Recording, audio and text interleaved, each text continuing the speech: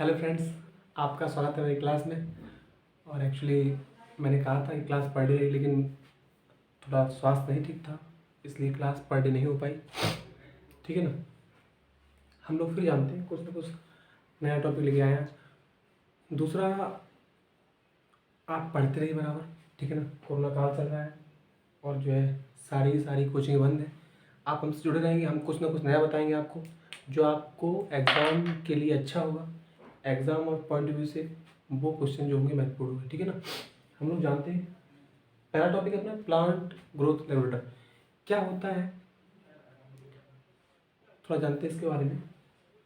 आपको देखने में पता चल रहा है प्लांट ग्रोथ रेगुलेटर क्या है कि कोई ऐसा सब्सटेंस, कोई ऐसा पदार्थ जो पौधे की ग्रोथ को बढ़ा दे या रेगुलेट करे। रेगुलेट का मतलब ये है कि बढ़ाए या तो घटाए। ठीक है ना। या तो बढ़ा दे या घटा दे। हम जानते हैं कि कितने प्रकार के, कैसे है, क्या है। पहले तो ये भाई 5 प्रकार के हैं, पहली बात। ठीक है ना। इसमें कुछ जो है बढ़ाने वाले हैं, कुछ घटाने वाले हैं। देखो, फर्स्ट नंबर जो है वो है ऑक्सीजन। वो क्या है? ऑक्सीजन। सेकंड है साइटोकाइन।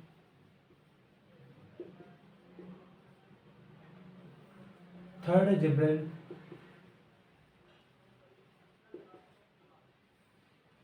फोर्थ है एब्सिसिक एसिड। और फिफ्थ है एथाइल।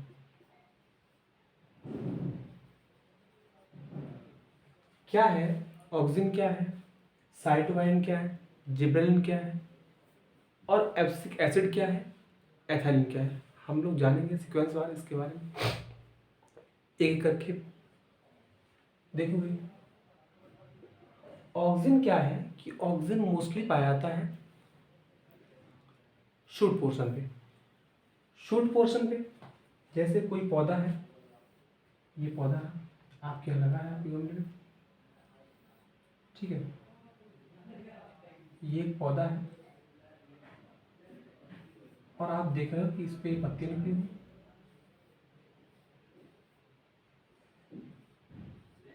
ठीक है। ये पौधा,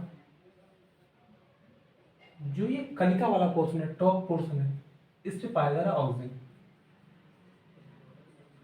इस पे पाया जा रहा ऑक्सीजन।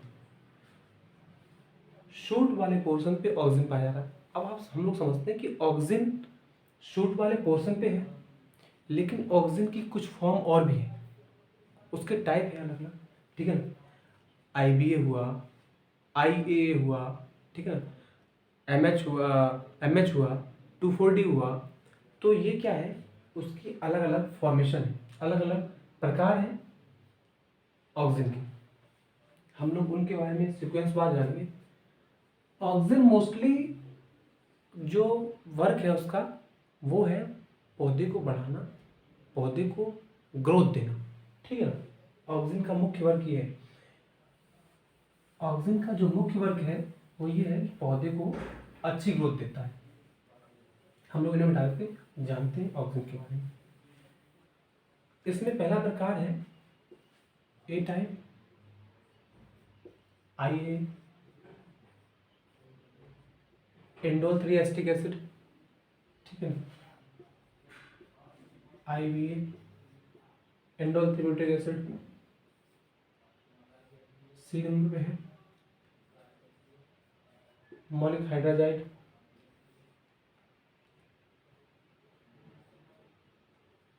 मॉलिक हाइड्राजाइड और फिर हुआ नेपथिलीन एसिटिक एसिड। ठीक है।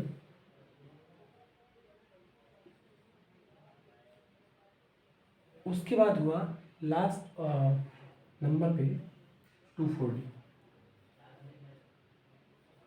2,4-D ये इसके अलग अलग टाइप है। टाइप थोड़ा देख लेते हैं इनके बारे में। आप सीधा क्वेश्चन पूछेगा, जब हमें इस पे अच्छा बताना रहेगा तो हम एक सिंगल लेक्चर लेंगे और इसके बारे में पूरा डिस्क्राइब करेंगे। आप सिर्फ जानिए कि जो IA है ये तो क्या है, नेचुरल हार्मोन है। ये नेचुरल फॉर्म पाया जाता है इसका मतलब जब ये नेचुरल में है तो ये क्या है, ये सारे आर्टिफिशियल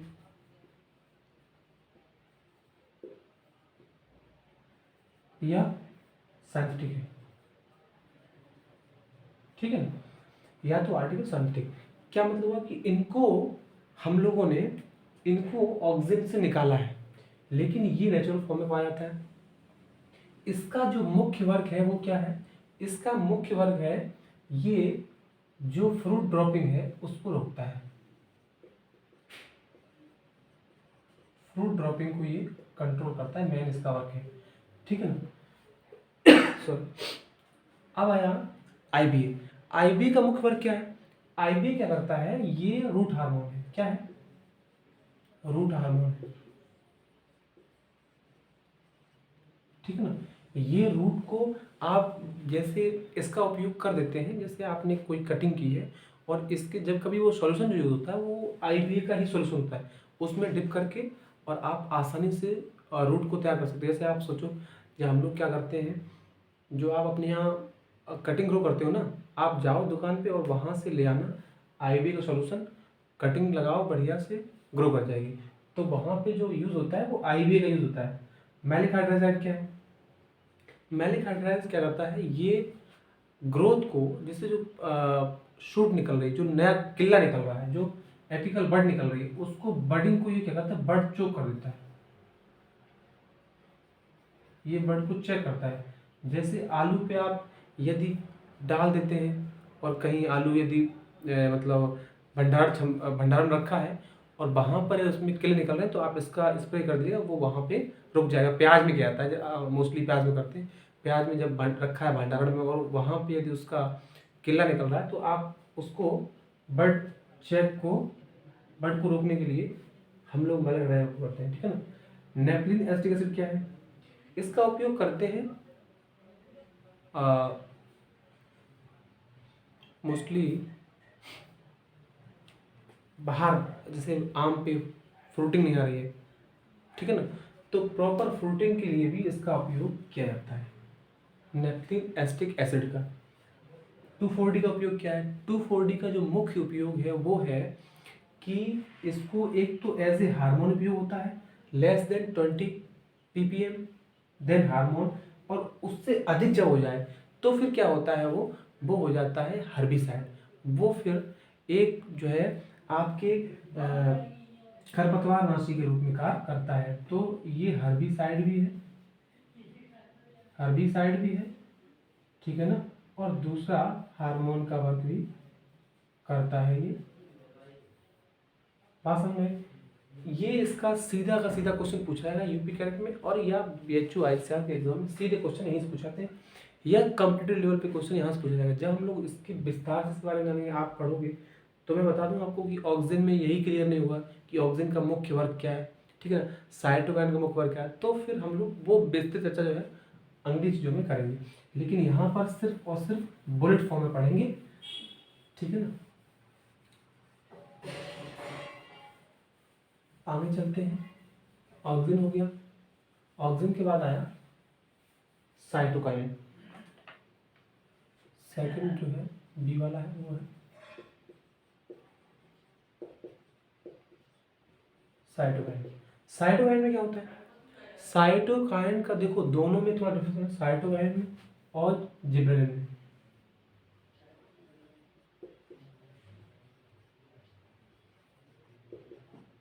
जिबरेलिन में साइटोकाइन अंतर क्या है, सपोज आप समझो, हालांकि ये बड़ा, इसका जो मुख्य वर्क होता है वो करता है सेल डिवीजन, ये क्या करेगा, सेल डिवीजन को बढ़ा देगा, इतनी तेज रफ्तार कर देगा कि जैसे ही जो नंबर ऑफ सेल्स हैं उनकी संख्या बढ़ जाएगी, वो काम होता है साइटोकाइन का। ये क्या करेगा, जिब्रेलिन, जिब्रेलिन जो सेल का साइज है उसको बढ़ा देगा। तो ये क्या होता है, ये सेल इलोंगेशन, ये करता है सेल इलोंगेशन, और साइटोकाइन सेल डिवीजन का कार्य करता है। तो सीधा क्वेश्चन पूछता है कि जिब्रेलिन क्या वर्क है उसका, तो हम ध्यान रखेंगे कि उसका वर्क है जो सेल इलोंगेशन का है, नंबर ऑफ सेल्स जो है वो बढ़ाता है साइटोकाइन, और जब सेल साइज है वो बढ़ाता है जिबरेलिन। जैसे आप समझो, मैं बता दूं आपको, इसका उदाहरण हम लोग देखते हैं। आप ध्यान करो कि जब आप देखते हो अंगूर को, तो अंगूर जो होता है ना, उस पर बड़ी मात्रा में जिबरेलिन का प्रयोग किया था, तो अंगूर आपको ऐसा लगेगा, ऐसे, ठीक है, ऐसे। तो जो अंगूर ऐसे होता है वो लंबा, वो जो है अंगूर, वो इसी से हो रहा है, किससे हो रहा है? जिबरेलिन से, ठीक है ना। साइटोकाइन सेल डिवीजन को बढ़ाता है, और जिबरेलिन जो है सेल एलोंगेशन को बढ़ाता है। ये इनके वर्क हुए। देखो तीनों, ये जो है ये प्रमोटर है। ये क्या है? प्रमोट करते हैं। कौन? ऑक्सिन, साइटोकिनिन और जिबरेलिन। लेकिन जो दो है वो क्या है? वो ग्रोथ को रिटार्डेंट है, वो ग्रोथ रिटार्डेंट है। कौन कौन है? पहला है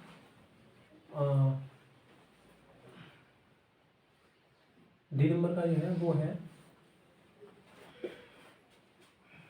एब्सिक एसिड, ठीक है ना। एब्सिक एसिड है, ये भी बोलते हैं। एब्सिक एसिड क्या करता है, आप समझो, मैं थोड़ा प्रैक्टिकल बता रहा हूँ कि ये रहा प्लांट और ये रहा पत्ता, ठीक है ना। एब्सिक एसिड क्या करता है, वो अपनी लेयर यहाँ बना लेता है। क्या करता है? लेयर बना लेता है। और जैसे ही उसने लेयर बनाई, जब ये लेयर बन जाएगी तो क्या होगा? ये ड्रॉप कर जाएगा, ये गिर जाएगा, ठीक है ना। आप थोड़ा और समझो कि जहाँ पर एब्सिक एसिड होगा वहाँ पर ऑक्सीजन नहीं होगा, और जहाँ पर ऑक्सीजन होगा वहाँ पर एब्सिक एसिड नहीं होगा। यहाँ पे जब पत्ते गिरने का जो कारण होता है वो यहाँ पर एब्सिक की लेयर आती है। तो आप ध्यान रखो कि एब्सिक एसिड जो है वो रिस्पॉन्सिबल है किसमें?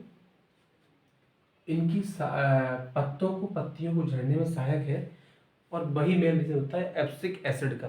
क्वेश्चन वो यही से पूछता है, ठीक है ना। तो आप ध्यान रखेंगे ए बी के बारे में, बस्ती के बारे में। और उसके बाद चलते हैं, अगले नंबर पे है ए नंबर जो है वो है एथाइलिन। बहुत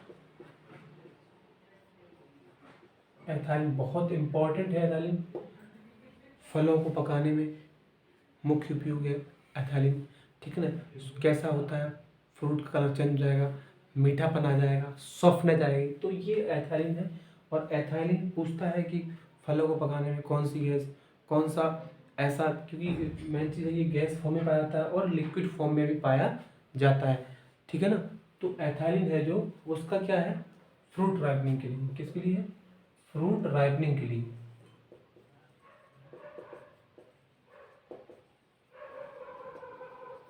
ठीक है ना। फ्रूट राइपनिंग में क्या वर्क आता है?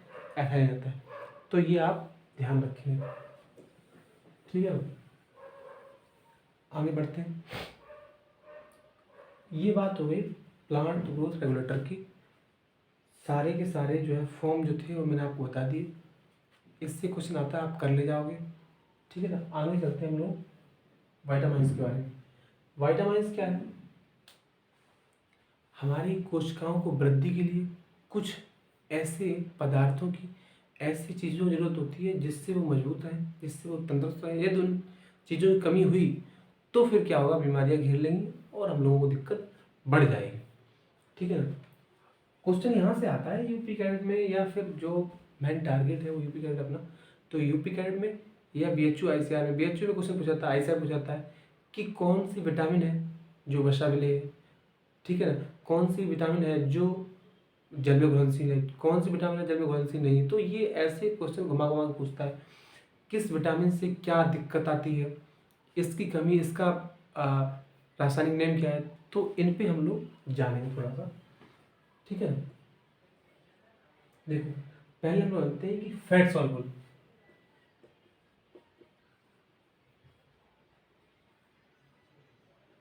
फैट सॉल्युबल,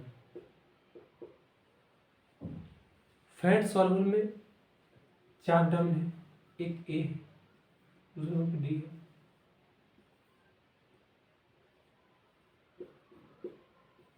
और चार पे है। ADE की आप इसी फॉर्म में याद रखना, जैसे मैं बोल रहा हूँ वैसे याद करो, जैसे मैं बोल रहा हूँ वैसे ही याद करो, आसानी से याद होंगी। ADE की ADE की ADE की, ठीक है ना। चीज़ों को रिवीजन करना सीखो। इसका नाम है रेटिनॉल।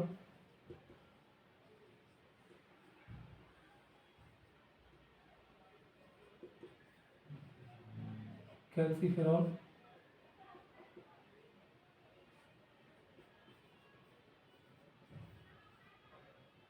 टोकोफेरॉल,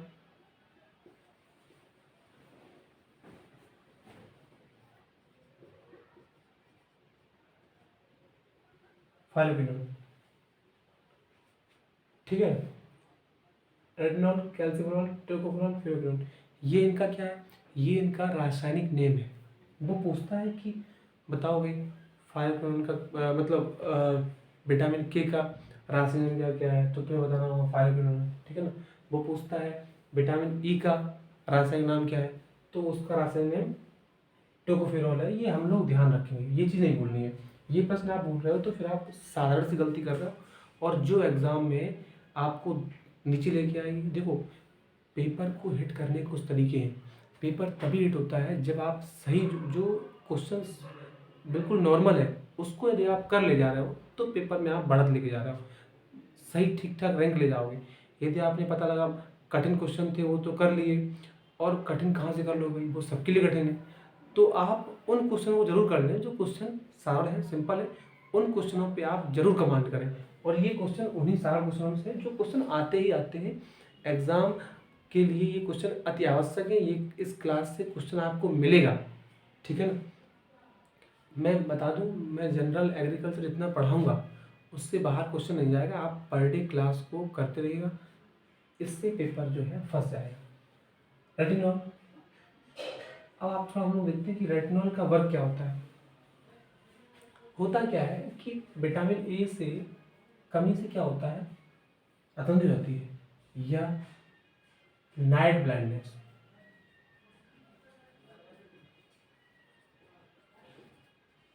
रात में आपको दिखाई नहीं देगा, क्या होगा, रात में आपको दिखाई देना बंद हो जाएगा, नाइट ब्लाइंडनेस, ठीक है ना। डी में देखते, डी में क्या होता है, विटामिन डी में क्या, रिकेट्स हो जाएगा। क्या हो जाएगा, रिकेट्स, रिकेट्स हो जाएगा, ठीक है ना। हड्डियां कमजोर हो जाएगी आपकी, उसे बोलते हैं रिकेट्स। नाइट ब्लाइंडनेस में क्या होता है, बताया आपको, रात में दिखाई देगा, रतौंधी आएगी। तुम्हें रतौंधी आ रही, तो फिर वो रतौंधी दिखाई दे रहा। सोचो जब कभी कभी क्या होता है घर में, यदि आपका पैर लग गया किसी से, मम्मी बोलती है तुम्हें रतौंधी चढ़ी है, मतलब तुम्हें दिख नहीं रहा है, तो वो होती है नाइट ब्लाइंडनेस, ठीक है ना। रिकेट, आपकी हड्डियाँ कमज़ोर हो गई हैं, सूखे टिज्जे मिर्चे, तो वो उसे रिकेट होता है। विटामिन ई, ये सबसे बड़ी खतरनाक बीमारी है। इसमें क्या होता है कि आप नपुंसकता आ जाती है इसमें, आप जो है नपुंसक हो जाते हैं, यानी कि शादी तो हुई लेकिन बच्चे नहीं हुए या बच्चे पैदा नहीं कर सकते हो, तो इसमें नपुंसकता आती है, यानी कि स्टर्लिटी बोलते हैं, स्टर्लिटी, ठीक है ना। स्टाइल आते हैं आप इसमें, वो फिर मेल या फीमेल कोई भी स्टाइल हो सकता है। तो जब ये दिक्कत है विटामिन ई कमी से, विटामिन के क्या करती है, इसमें आपका ब्लड क्लॉटिंग नहीं होगी, क्या होगी, ब्लड की क्लॉटिंग नहीं होगी, नॉट ब्लड क्लॉटिंग, रक्त का थक्का नहीं जमेगा। ब्लड क्लॉटिंग जो है उस पर फर्क पड़ेगा। ये होता है काम विटामिन के का। देखो, विटामिन ए नाइट ब्लाइंडनेस या जीरोथैल्मिया होती है। जीरोथैल्मिया में क्या होता है, उसमें होता है कि आपकी आंख से आपकी आंख सूखी रहेगी, ठीक है ना, उसे बोलते हैं जीरोथैल्मिया, है ना, उसे बोलते हैं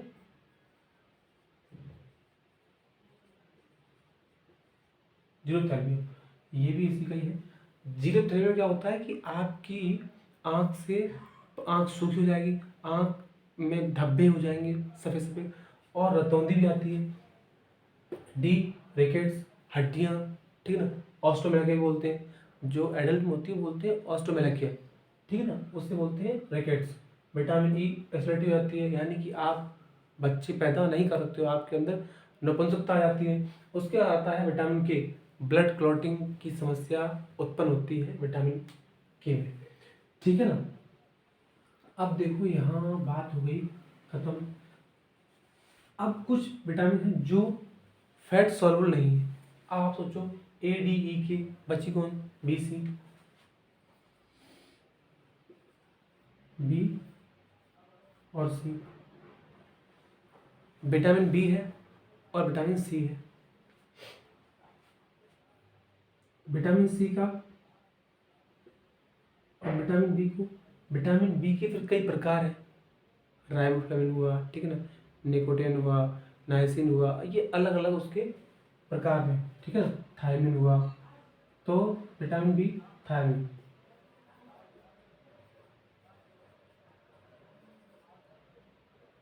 थायमिन, और vitamin C ascorbic acid,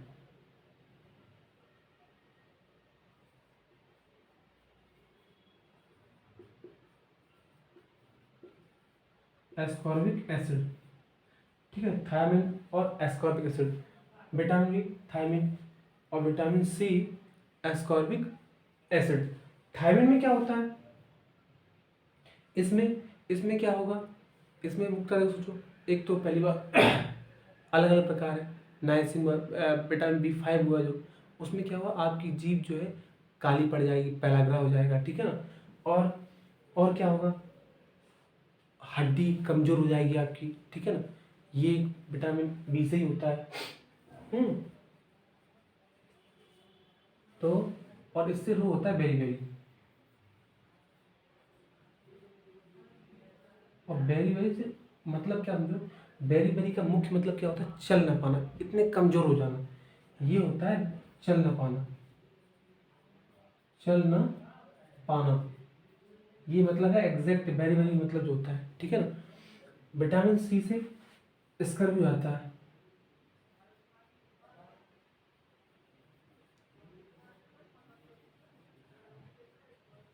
scurvy आता है, ठीक है ना, ये हुआ विटामिन सी का।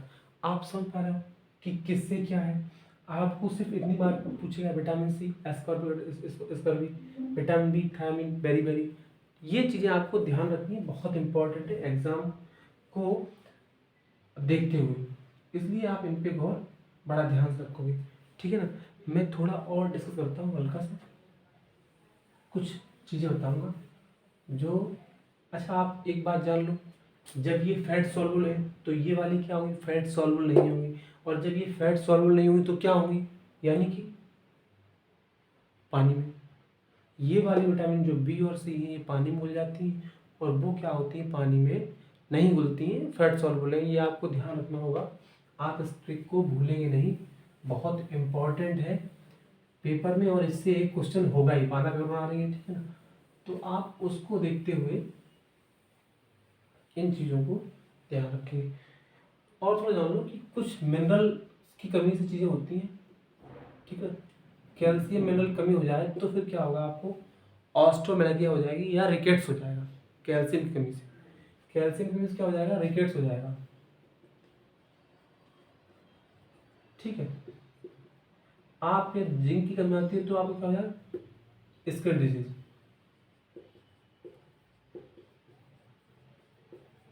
ठीक है। यदि आपके साथ आपके यदि आयरन कमी हुई, आयरन की, ठीक है ना, आयरन की, और आयरन कमी हुई तो क्या होगा, आपकी जो आरबीसी की संख्या है वो बढ़ जाएगी, तो डिफिशियंसी हो जाएगी आरबीसी किसकी, deficiency RBC, red blood cells, ठीक है ना, ये कमियां उत्पन्न होंगी, तो आप इनको भी ध्यान रखेंगे, ये भी इंपॉर्टेंट है, वो पूछ देता है कि कैल्शियम की, इसे क्या बोलते हैं, इसे कहते हैं मिल्क फीवर, इसे मिल्क फीवर भी यहाँ से चल रहा है, इसका इंपॉर्टेंट पॉइंट है मिल्क फीवर, ये भी क्वेश्चन पूछा गया है, ठीक है ना। तो आपको ध्यान रहे ये चीज़ बिल्कुल नहीं भूलना, ये बहुत इंपॉर्टेंट है, बहुत ज़रूरी है। आप ध्यान रखो, कैल्शियम आपको मालूम हड्डियों में होता है तो फिर रिकेट्स उत्पन्न होगा। जिंक, जिंक का आप ऐसे ध्यान करो कि फसलों पे देखो, आप जब जिंक का छिड़काव करते हो तो फसल क्या अच्छी दिखती है, तो आपकी भी स्किन तभी अच्छी दिखेगी जब आपकी यहाँ जिंक की कमी नहीं होगी। आयरन, लोहा भाई कहाँ होगा, ब्लड में होगा, वो सीधी बात है, आपको मालूम है, ठीक है ना। आयरन की कमी और जो है जो मैग्नीज और आयरन जो पाया जाता है ब्लड में पाया जाता है, तो फिर वो चीज़ यहाँ पे आपको ध्यान रहे, आप उसको भूलने। बहुत इंपॉर्टेंट क्वेश्चन है। हम लोग कल फिर मिलेंगे नई क्लास के साथ में, कुछ अच्छा लेकर आएंगे, और आप कमेंट करके बताइए कि मैं किस चीज़ पे थोड़ा और ध्यान दूँ जिससे चीज़ें और सुधर जाएँ, ठीक है ना। आप पढ़ते रहिए बराबर क्लास में। मैं माफ़ी चाहूँगा क्योंकि तबीयत नहीं ठीक थी, इसलिए क्लास नहीं चल पाई। हम लोग फिर मिलते हैं। थैंक यू क्लास, धन्यवाद।